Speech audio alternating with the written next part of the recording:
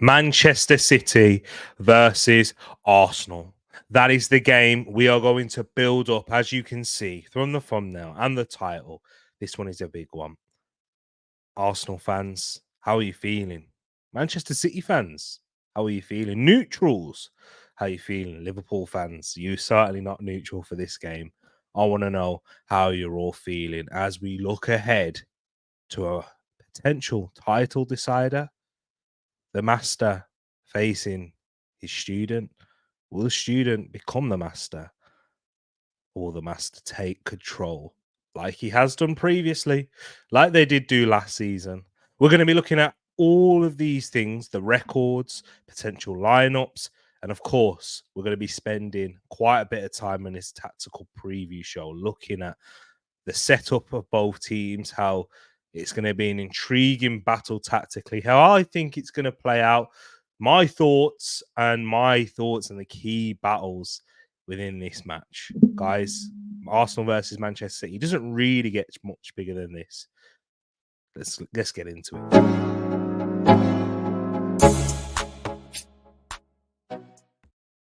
Wagwan, everyone. I hope you're doing well. And first of all, before we get into this game, I want to wish to all of those that are celebrating it a very happy Easter indeed. It's an important day for many Christians. It's probably more important than Christmas Day in terms for Christians, because it is the day. Today is the day when Jesus arose from the dead. So it's massive. So big up to everyone here watching live right now. We are here to preview this big game, and big up to everyone that's in here in the live chat. Now, before I even get into this, I just want to show my appreciation to you all, shouting you out. So big up Realist in here, says big up with the show, little bro. I don't know why I had the little in there. We'll be getting ready to leave for church. Big up to yourself, Realist. Love to see you in here, my bro. Brush is in here too. Love to see you, my man. He says, bit early for the foreplay. There is a whole nother game going on before City versus Arsenal. Yes, I will make sure to wrap this up before that game does kick off, Liverpool versus Brighton. It should be an intriguing one. It's going to be an interesting watch. And speaking of Liverpool, GTV football channel, big up to my bro G each and every time. He was a Liverpool fan. He says, big up, bro. Hope you get slapped today. And as I replied, I says, big up to yourself, G. And I hope you guys do too. Love to see you in here.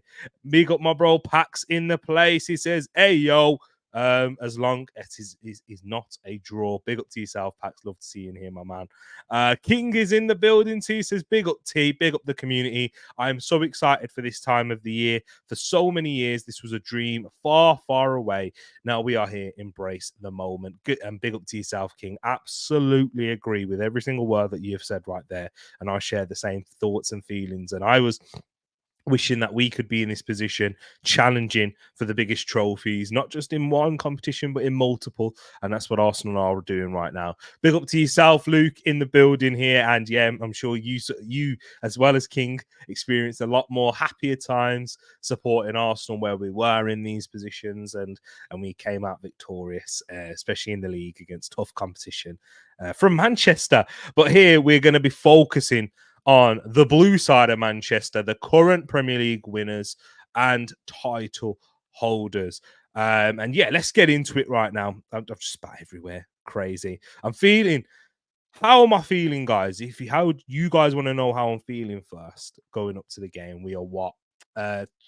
3 hours, just under 3 hours away from kickoff in our game here, as it is 1:30 here in the UK, and the game kicks off at 4:30. I'm excited. I'm not feeling the nerves as I usually do before going into this game. This time last year, I was mega nervous going into this fixture. I knew the task at hand, the form that Arsenal were in, the form that Manchester City were in, and how they looked how they just looked perfect in every aspect, in possession, out of possession, mentality. They didn't look like they were showing any signs of weakness, whereas Arsenal were. And Arsenal were, not necessarily injury crisis, given the injury crises that we have seen this season for other teams, but in our own little injury crisis at the back, and having a lot of dips in our performances, and our levels weren't maintained. Whereas Arsenal, when we come into this game, we are entering this game in our best form of the season, top of the Premier League. Yeah, I know we're not in the same sort of position that we was last season, with a bigger points gap, and there was only one competitor we were worried about, and that was the inevitable force in Manchester City. We have got Liverpool. We have still got Manchester City to face, but I've got a lot more confidence and belief in Arsenal. And tactically, I'll explain why I have that. But even just from an emotional standpoint, following the club, I feel a lot more at ease, because I feel like this team are going to learn from their past experiences. We've seen that plenty of times already this season, and under the tenureship of Mikel Arteta. They're still a very young team, the third or fourth youngest squad in the Premier League, that have taken on so much responsibility, taken on the pressure of these big games, and we're ready for it. Big up Joe, I see you in here. Says, "Are you man ready though?" Yes, we are, my man. Yes, we are, my bro. And this is it. I feel that way. I'm talking about how I feel that Arsenal are ready, but the players have got to go out there and show it. They've got to go out there and show that they've learned from these games, that they're ready to rise to the challenge, going away to the Etihad, which is what I want to show you right now. Some of the records that Arsenal have in this fixture. And I bring this up, and I'm talking about a lot of confidence, and this might dent the confidence of a lot of Arsenal fans and whatnot. But if you have a look in our last 5 matches, we beat them 1-0, we drew 1-1, but we beat them in the Community Shield on penalties. Of course, we lost 4-1 the last time we did go to the Etihad. We lost 3-1 in that season too, and then we also lost 1-0 in the FA Cup. So Manchester City have 3 out of the last 5 matches. We have 2. The records are here to show for it. Kevin De Bruyne has 8 goals against Arsenal. He's the top goal scorer in this fixture of the players that are playing today. Sergio Aguero has 11. Arsenal have won 1 of their last 15 Premier League games against Manchester City. And that was the last game where Martinelli did score the winner and coming off the bench.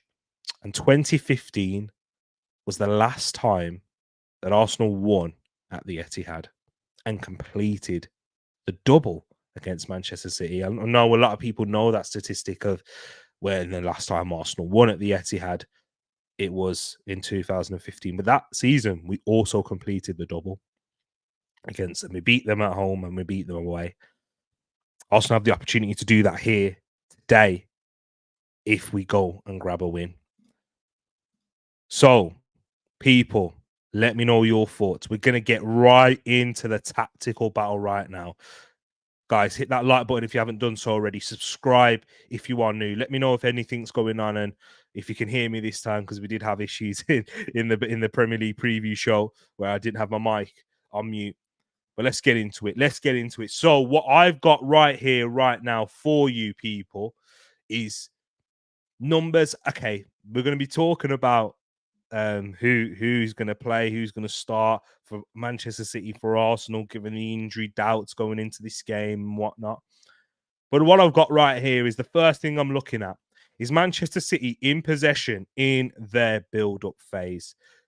Watching Arsenal and Manchester City play each other. Excuse me 1 second. I've got to get my notes. Got to get my notes for this one because it's massive.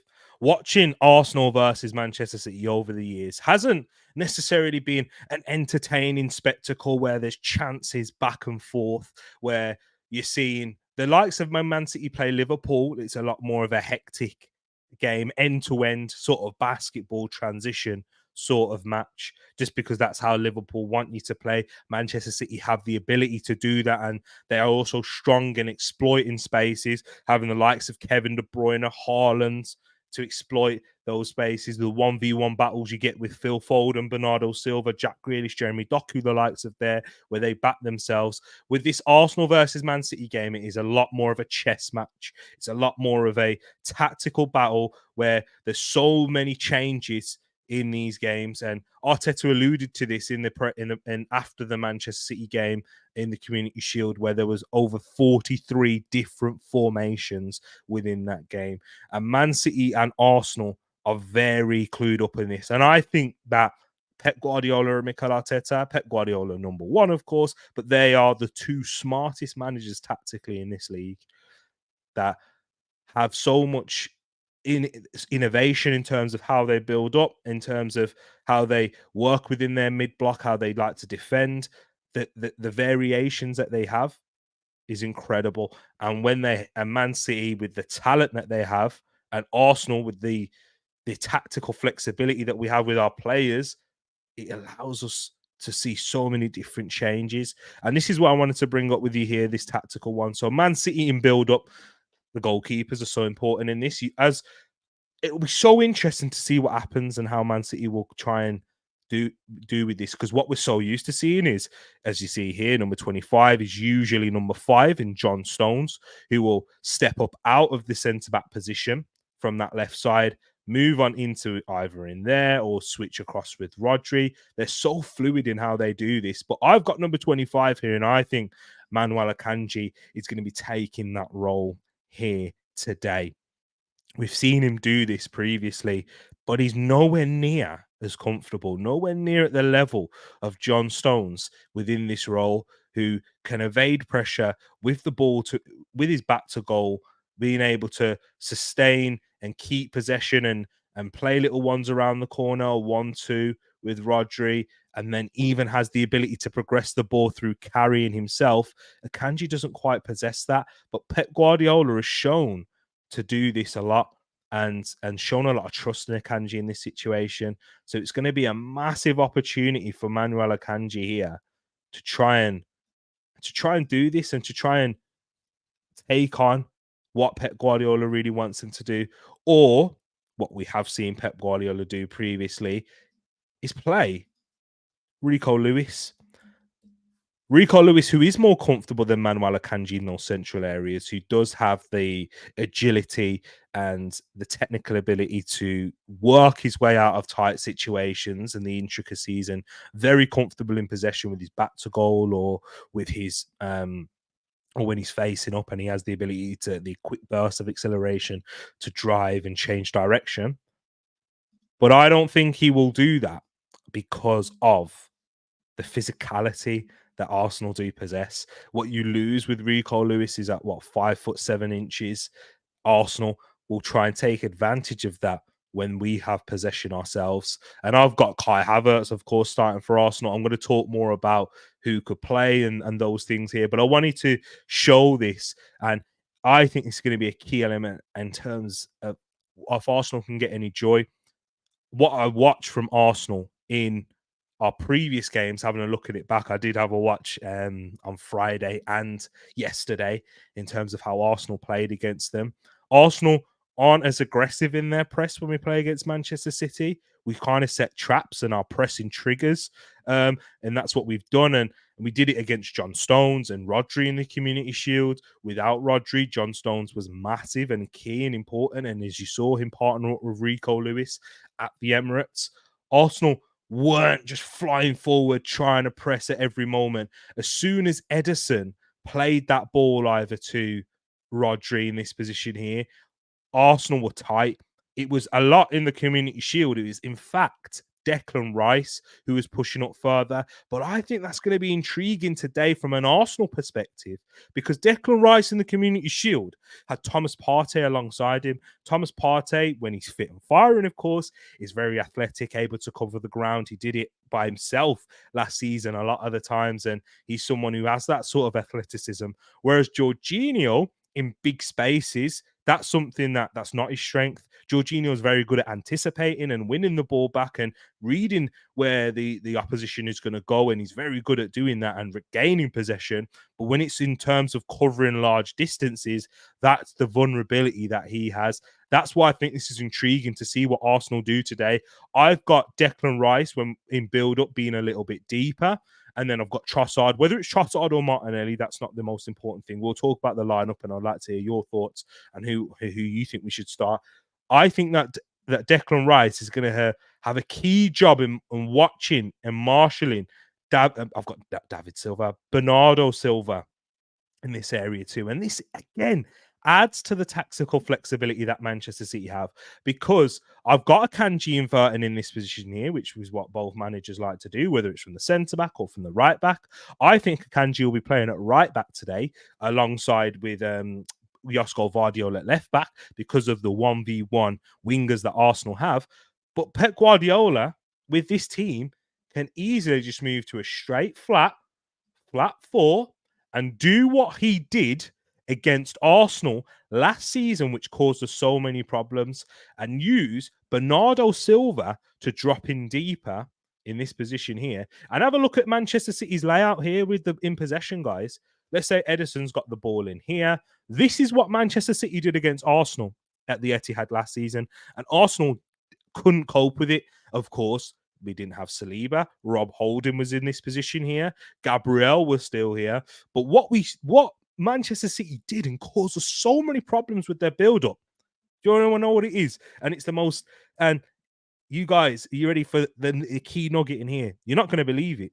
For those who watched the game, of course, no. But even those if you may have watched it.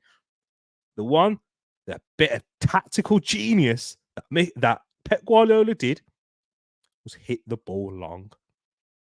Yeah, Pep Guardiola went long. Simple, route one, direct. Whether it was Ederson in possession, whether it was John Stones, Manchester City caused so many chances with this long direct ball into Haaland. Gabriel, on that day, he wasn't as strong in his duels as we've seen him up against Erling Haaland. Excuse me, one more little cough again before I go back in. Erling Haaland was able to get the ball down. Rob Holding was poor, was really poor in that game. And having watched it back with all the chances that Manchester City created, there's another element that I'll speak about.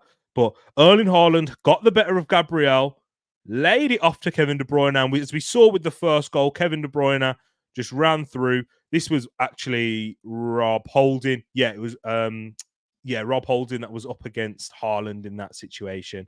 Flicked it through. Kevin De Bruyne had a shot and whipped it into that near post there and beat Ramsdale and gave Manchester City the lead.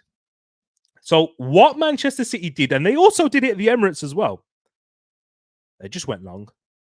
They evaded our press. Arsenal went for a man-to-man press in that situation at the Etihad. Arsenal went man-to-man. We went with Saka up against Ake and at left back. Not Ake, it was Akanji who played left back in that game. We went tight with Grealish up against Ben White.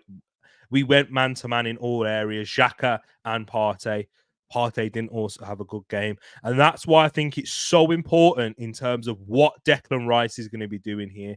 Is Declan Rice going to be the man to be what we saw in the Community Shield? Is he going to be the one up against a Rodri in this situation here? And then you have a Jorginho screen in this position, but having to cover large spaces. Is Jorginho going to start? Is he going to go with Thomas Partey, who played in the behind closed door friendly? Is he closer to his match fitness and sharpness in that situation here? And then Jorginho is going to be tasked to cover a lot of large spaces here, and you push him up against a Bernardo Silva, or even to keep sort of our tactical structure is push Jorginho up here and then actually trust Saliba and Gabriel in their 1v1 duels. Our centre-backs were poor in that game in their duels, and especially Rob Holding. When Arsenal did go for their man-to-man press a lot of the time, Rob Holding was caught in no man's land so many occasions, whereas this Saliba, the quality that he has, the athleticism that he has, and the trust he has in his athleticism, up against Kevin De Bruyne, who isn't at his physical peak. And he wasn't necessarily at his physical peak in this fixture either last season, because he was managing a hamstring injury, but had the edge over Rob Holding, even mentally in that game. So, yeah, Arsenal in build-up, how are they going to set up? Are we going to see what position will Declan Rice take up? We have seen him against Liverpool at the Emirates in the FA Cup. He was a lot higher than Jorginho. He was screening him there. But we've also seen a little switch up where Jorginho was the one that was pressing a lot higher in this situation, and Declan Rice was covering in the Premier League. That changed. And that's why this fixture is so intriguing tactically. And anyone who loves that side of the game, or who even's got a passion for coaching or anything like that, you'll enjoy it. And anyone who just loves the game, really, you'll always find elements to enjoy, because there's going to be 1v1 battles. There's going to be who's going to get the better of him. Is it going to be Declan Rice versus Bernardo Silva? How's Rodri going to do in possession? Is he going to be able to turn and face? Arsenal will look for those pressing triggers. And one more thing I'll talk about the build-up, and then I'll move into Arsenal and how, in terms of how we build up and the areas that we can attack them, and how we're also, both teams are going to defend in their mid-block, the strengths and weaknesses. I want to talk about the pressing triggers. Arsenal don't do the helter-skelter Liverpool gegenpress. Man City are a lot more aggressive in their press than Arsenal too. They do really always adopt majority, not always, majority of the time adopt that man-to-man press. But Arsenal are a lot more strategic, and we wait for our moments to pounce. And it's this man here I'm really looking at. In possession, he is their weakest link, and that's Ruben Dias. Ruben Dias did not play at Anfield. He did not start at Anfield in their last Premier League game. Ruben Dias was on the bench. And I think Pep Guardiola was concerned about him in possession and also concerned about him out of possession. And that says something, because a lot of people regard Ruben Dias as one of the best centre-backs in the Premier League.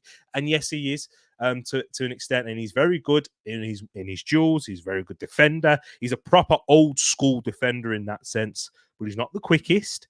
You can get in and around him. I think King raised this in the Premier League preview show in the live chat. You can get around him, Pep Guardiola. We've seen the joy that other teams have had in and around Ruben Dias. And I think Arsenal will allow him to have the ball in possession here, but will be making sure that Arsenal can't get in this situation where Rodri has space to roam and pick up possession in here. Arsenal will be a lot more strategic in how they do and how they manage this situation. Declan Rice in this scenario here, making sure that we'll give Dias the time and space and the ball, but as soon as that ball gets played into a Rodri, we've got to be on it. We can't let him turn and face. Keep him there. Let him play a little bounce pass towards Ake in this position here, and then we can trust ourselves in our 1v1 battles. We will leave quite a bit of space in this area of the pitch here. That happened a lot when we went to the Etihad, but it's all about our pressing triggers. We can allow Dias to have the ball in this situation. He's not as adventurous in his passing. He's not going to be playing at a frequent rate these passes into an Erling Haaland in this situation with a lot of quality, where he's able to spin off and cause these 1v1 battles in these centre-back positions here. We will allow Ruben Dias to have the ball, but as soon as you either get it to an Emmanuel Akanji, Bernardo Silva, that's where I believe Arsenal will have their pressing triggers. There's no point pressing Edison either, guys. There is no point, because he's very good with that. And well, when I say pressing, there is always a reason, but a lot of the pressing that you will see is Arsenal using the curved runs to try and force them towards either side. It'll be so interesting to see what side Arsenal try and force them towards, because I think for me, that left side, because with Akanji playing at right back, Phil Foden, the form that he's been in a Manchester City shirt, if we can try and force them to the left side as many times as possible, look who's out there. We've got Josko Vardio, who most likely will be playing in this left back position, who hasn't been at his best this season and has had a lot of criticism for the fee that Manchester City paid for him. I think there's an area that Arsenal can try and attack in their build-up here. Let me move on now quickly, because I spent a lot of time in terms of Manchester City's build-up. I want to talk to you now about Arsenal and how we build up, because Man City are a lot more aggressive in their presses. I've talked about the tactical flexibility that Man City have. They have the ability to here we go. Yeah, is this the one that I've got here? I think this is the correct one. Yep, yeah. This is the one. So I've talked about how Manchester City can either roll Akanji inside, they can play with a flat back four, and then have not Gundogan, he was there last season, Bernardo Silva and Rodri in that base. And Arsenal struggled with the two. Arsenal struggled with the long ball. Arsenal didn't execute the man-to-man press to their best.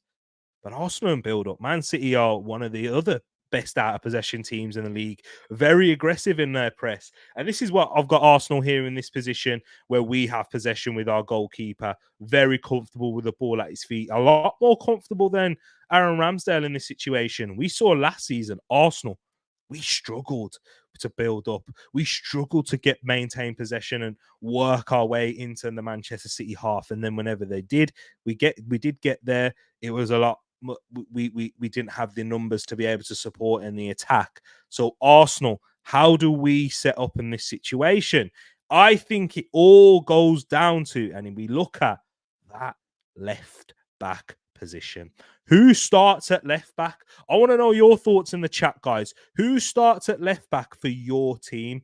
Do we bring in Zinchenko, who's fit? Yeah, big up to yourself, Wes Burden here too. Do we start Zinchenko? A lot of people, he's probably the least favourite. Do we go with a Tomiyasu? Do we continue with Jakub Kiwior? Because if we do continue with Jakub Kiwior, which is what most people do believe, I've got in here Ben White rolling and inverting if we do decide to invert with our fullback, which Arteta loves to do. We've seen Ben White do that in the past few games, and Saliba move out to the right centre-back role. Saliba has grown in that right centre-back position. He looks a lot better. He played that at Marseille in a back three, so he's got some familiarity with that, but we haven't seen him do it in this fixture yet, or to a fixture this magnitude. Against Liverpool, it was Zinchenko that started, and then when Zinchenko came off injured in our half time, we just played with more of a traditional flat back four. So Arsenal have the flexibility to do that. Will we continue to do that there, and then give Jorginho and Rice the license to double up in here? And Arsenal have the ability to go long, and that's another thing I'll talk about here. But it's going to be so intriguing to see what Arsenal do, because we know with Jakub Kiwior, he's nowhere near as comfortable inverting and stepping inside. That Fulham game was a big lesson for us, and he's not done that with Jakub Kiwior since. But if Arsenal put in Alexander Zinchenko in that situation, and Alexander Zinchenko played against Manchester City in our 1-0 win, and he was key for that, and he was vital, and I thought he was very good in possession. Him and Jorginho were the ones that were stepping into this position here. So let's say this now is a Zinchenko, and I just need to change that 1 to a 3. I think that we'll see Declan Rice step up in this position and be a lot more further advanced. And the reason I think that, and the reason that could be a weapon for Arsenal, is because if Arsenal do decide to go long to Kai Havertz, which gives us the option now. We weren't able to go long last season up to Gabriel Jesus, who was getting, let's be honest, monstered by John Stones and Ruben Dias. Kai Havertz with his 6'4" frame, able to get knockdowns, challenge, even compete with Ruben Dias for those second balls. And even if Ruben Dias wins the first initial aerial duel, look who's there to try and claim those second balls. And Arsenal, with the second ball, are so good in the Premier League. There was a graph that was going around on Twitter earlier this week of Arsenal and their second ball, the best team at winning second balls, and Arsenal don't even compete for second balls at the most frequent most frequent rate. So Arsenal key in that. But I do believe as well, guys, that Zinchenko won't start, and I think it'll be Jakub Kiwior that will start in this position. And then if Arteta and Arsenal do decide to invert, and I think this will change the game, it'll be Declan Rice that will be stepping up a little bit here. Jorginho moving out to the left, with White moving inside towards there, and then and then Saliba moving out to that right centre back position. And Arsenal will still maintain and keep Declan Rice high up the pitch so that we can compete for those second balls. And also spoke about the importance of Kai Havertz for the long balls, the importance of David Raya. David Raya, guess what? He's the only player in this Arsenal team who has experienced winning at the Etihad. Do you guys know that? He's the last player to have won at the Etihad as well. The last goalkeeper to have won. And that long direct ball he was playing to Ivan Toney was that kryptonite for Manchester City in that game. That's why Arteta brought him in with how comfortable he is in the ball. He will wait. He will bait the press. He will bait Haaland to go and press in there. He'll either play it to Gabriel, then Silva comes in, and then we can work our way through that, whether we want to play short or if we want to go long. If we want to go long, go towards a Kai Havertz and try and win these second balls in this area here. So spoken about both teams in build-up.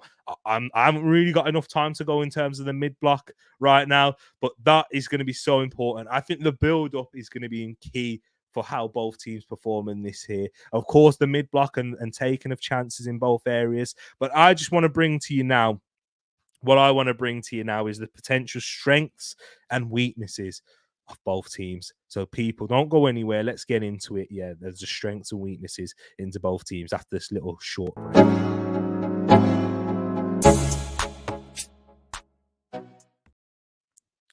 The key matchup I have right here, and they are on the face on the thumbnail. There was the face on the preview show, is Rice versus Rodri. Will we see Declan Rice and Rodri literally go face-to-face, head-to-head? I'm not too sure. I think that there will be in certain elements of the game where Rice will be pushed up onto Rodri to try and negate him in possession, as we've got the two best defensive midfielders in the league. I think in the world, we've got the best defensive midfielder. Well, Rodri's the best defensive midfielder in the world, but why is he? Because of what Rodri does for Manchester City in possession. And I think we've got the best out of possession defensive midfielder in the world in Declan Rice. What the reason I say this is Rodri is so important for Manchester City in possession in those central areas, whether Man City want to try and progress and break through the lines and penetrate into the opposition and get Kevin De Bruyne within those half spaces from those central areas. Rodri's important for that, switching it from right to left in build-up phase, as we spoke about. He's the one that they play through a lot and where they get their dominance in so many games. And Declan Rice for Arsenal. We are the best defensive team in the league. We are the best team out of possession. We are so hard to break down. We have conceded the least amount of goals. But I'll tell you what's even better with all the underlying metrics. Arsenal. I've got an even better expected goal against, and however much thought and however much credence you put into that, Arsenal are excellent, and that's because of Declan Rice. Declan Rice and Rodri have got a massive battle today, and hey, Man City play through Rodri, whereas Arsenal don't. There's elements within Declan Rice's game that I think he can improve in possession, and he can learn from the likes of Rodri. But who he'll have next to him is Jorginho, I believe. And Jorginho complements him so well in that.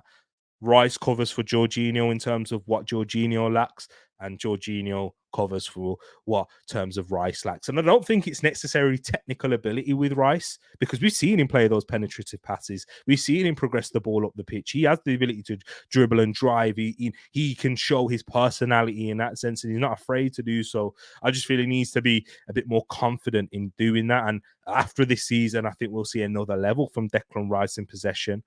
After he's settled into this team, he knows his role. He's a very confident personality anyway, and he'll express that on the pitch today. But just in possession, he can take that one step further, and I think he will next season. But in this game, he'll have Jorginho there. The next key battle I've got right here is the two creators, the two magicians for both teams that have the ability to create and score in their boot. Kevin De Bruyne, been there, done that, worn the shirt, arguably the best player in the Premier League in the last 5 years. With Erik under Pep Ten Hag's about to say, my word, under Pep Guardiola's reign, 5 or 6 years, been probably the best player in the league. I think he has, in my opinion, the best player. Struggled with fitness this season, struggled with availability. Is he quite sharp? We saw him he got taken off at Anfield. And there was, of course, that he wasn't very happy about that. But is he losing that edge? Is he passing on the crown to the Norwegian captain, Arsenal's captain, our leader, probably our best player in 2024, in Martin Odegaard? The chance for him to take up this opportunity. We've seen Martin Odegaard rise now in terms of big games. That was one of his criticisms, wasn't it, people? How does Martin Odegaard perform in big games? How does he manage? He can get lost. We don't see him. The midfield doesn't get involved in the midfield. He doesn't get involved in the game, or we don't see him at his creative best in those big fixtures. What we've seen, Porto, Liverpool, but home and away, him take up that mantle and improve in that aspect. He's got a big opportunity today to do so. And the final little key battle before I talk about the strengths and weaknesses. Some people will be looking at this and saying, this ain't even close. Rodri, Rice, I hear that, close. Kevin De Bruyne at Odegaard, today, close. Kai Havertz and Erling Haaland. Kai Havertz can't get anywhere near Erling Haaland's goal record. And you're absolutely right about that part. What Kai Havertz offers to Arsenal in possession, out of possession, long ball threat, the ability to drop inside, drop deep, connect. A little bit different to not a little bit, very different to Haaland in that sense. Haaland, he will be on the periphery of most of this game. He's a striker that doesn't need many touches, create me chances, get into the box. I'll try. I'll do my best in my 1v1 duels, and I know I can beat Gabriel in that. But create chances, let me exploit the space in behind. Whereas Kai Havertz, he's got all round to his game. He's got that ability to drop deep, connect, link play. His heading ability is very good too. That's probably level with Haaland in terms of his aerial ability. But what he can also do for us, and what he also has done against Manchester City, score a big goal. We've seen him do that. Kai Havertz is going to be key in this game here, and massive and vital in terms of how Arsenal are going to perform. I just want to talk about, finally, the strengths and weaknesses of Manchester City. We know in possession the quality that they have. Rodri working it to De Bruyne, the goals that they have from that area of the pitch, the creating for Haaland. As I said, fall asleep for 1 second, goal. Haaland scores. So Arsenal have to remain concentrated in that sense throughout the whole 90 minutes.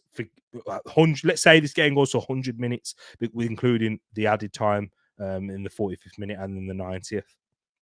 Arsenal are going to have to remain very concentrated and manage the occasion when there is going to be City pressure, when they're going to have wave. They might have a wave. Let's not make it for them. Let's not make it a wave after wave, because they're going to have periods of pressure, periods of dominance. They're at home, and they've done that, and they've got the experience. Arsenal are going to have to suffer. But the weakness that Manchester City have is in that defence. I've spoken about it all season. I spoke about it at the very beginning. Me and King were very vocal in our thoughts on this. They are missing Kyle Walker. They are missing John Stones. Kyle Walker is vital for their transition defence. Man City allow a lot of opportunities in transition. Man United had that joy. Chelsea had that joy. Liverpool had that joy at the Etihad and then at Anfield.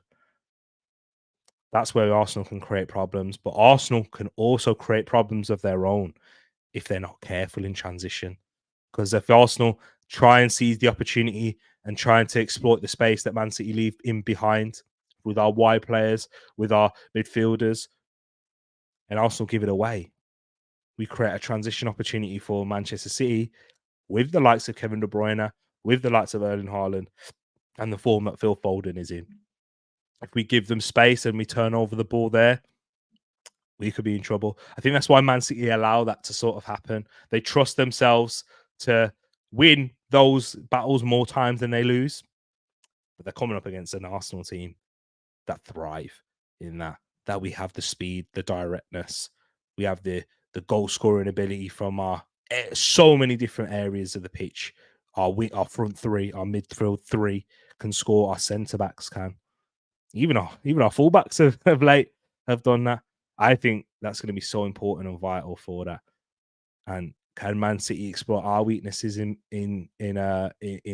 midfield if they are able to have the open space and able to get Jorginho turn 1v1 battles up against Kivior, Foden up against Kivior. I think Foden has Foden, the form he's in, and Kivior not being a natural left back, I've seen him struggle up against tricky wingers in that sense.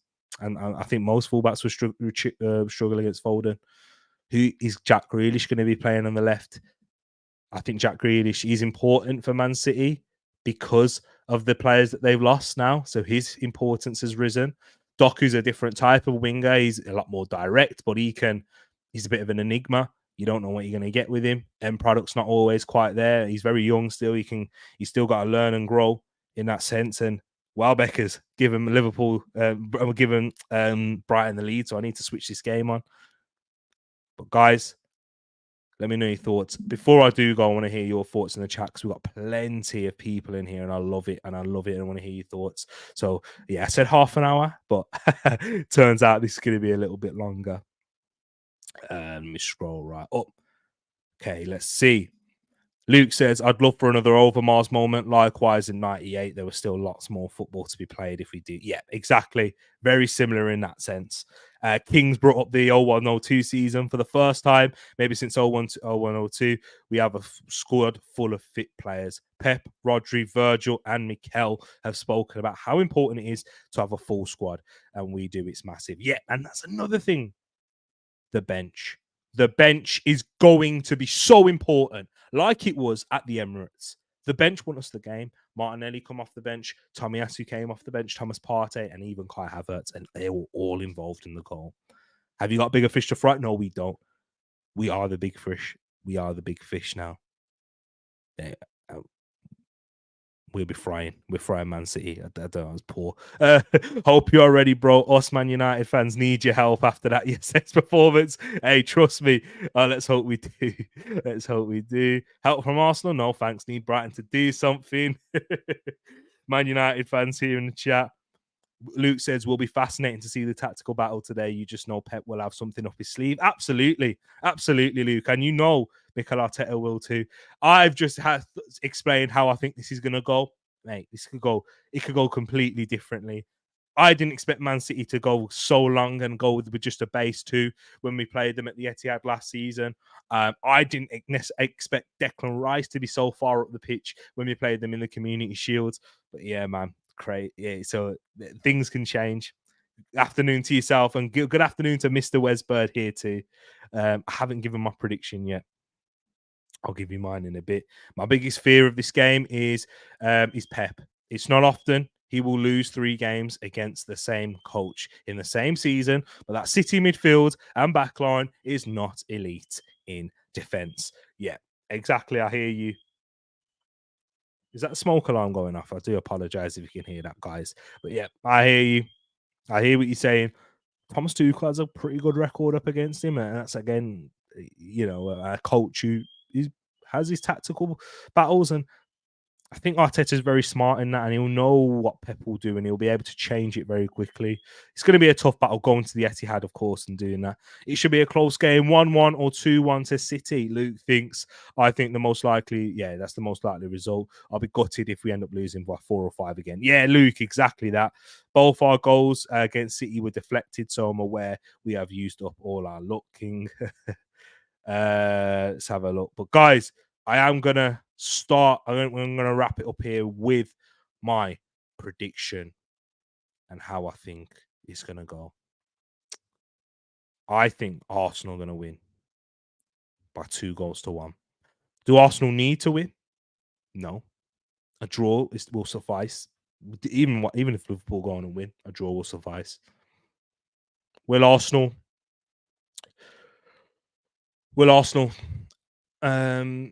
How will it go if Arsenal lose?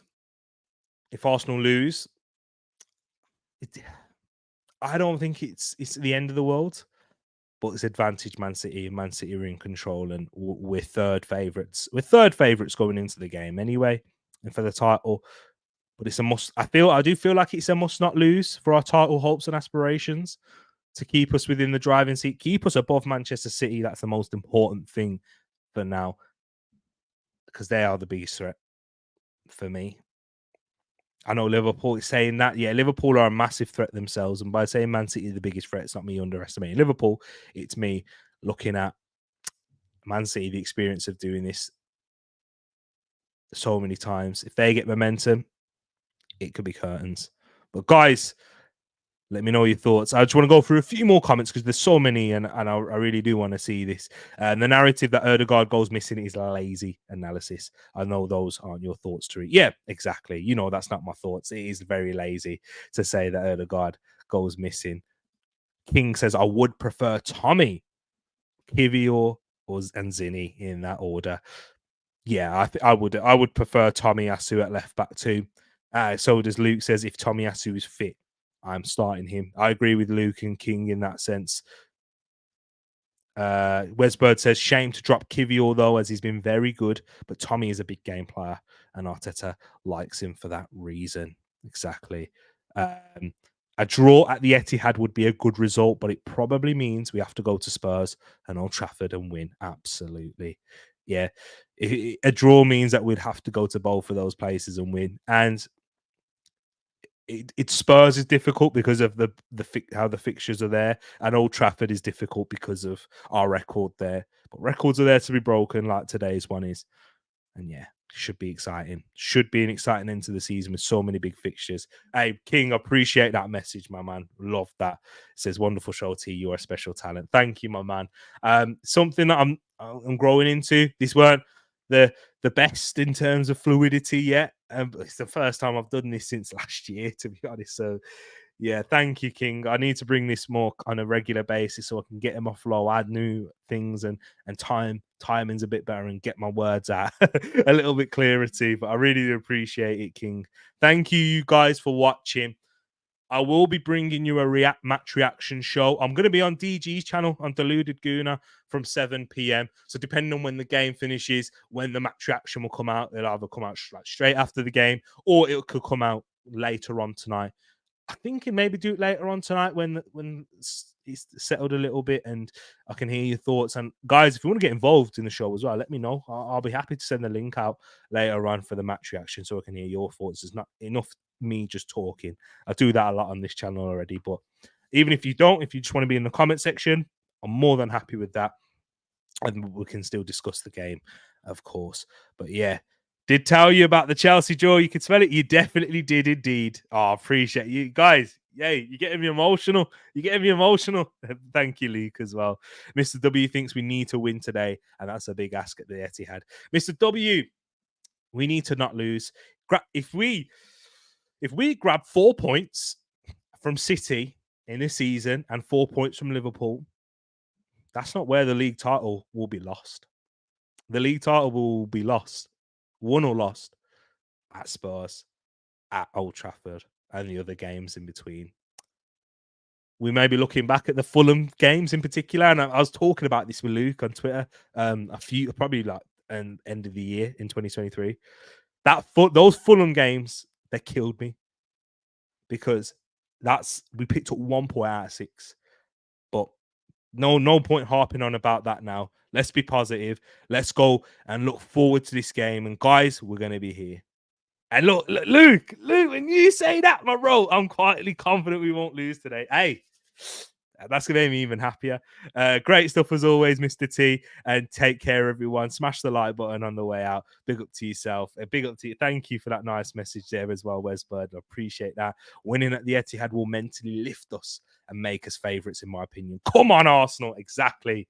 100% agree with you on that. Guys, we are out. I'll be back with you after the full-time result. Will I still be smiling? Will I be feeling a bit of doom and gloom? We'll wait and see.